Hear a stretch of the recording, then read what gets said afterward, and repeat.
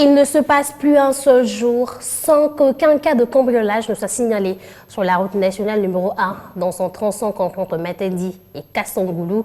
Et pour dissuader le phénomène dit coupeur de route, l'état-major commandement du commissariat provincial de la police nationale du Congo central a depuis le 5 janvier dernier mis en place de nouvelles dispositions sécuritaires qui justifient la randonnée de contrôle et d'évaluation que le commissaire provincial adjoint de la police nationale de cette province en charge de la police administrative a effectué sur la route nationale numéro 1 pour s'assurer de la bonne application des dites dispositions. Un reportage de Dadi Simbadion.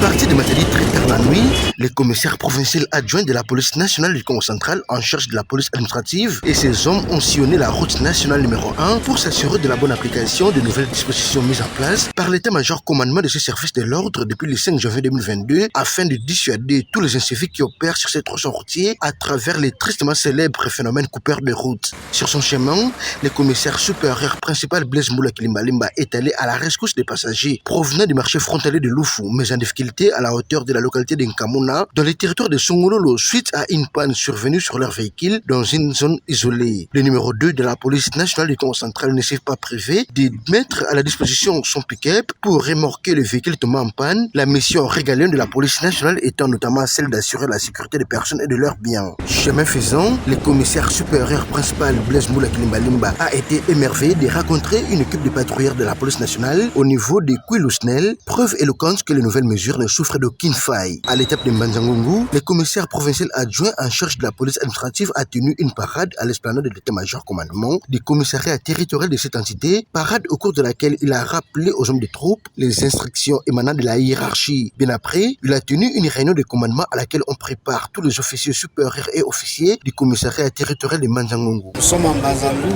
sur instruction de notre hiérarchie. Vous vous rappellerez qu'il y a 3 mois déjà, les 5 janvier 2022, nous étions ici.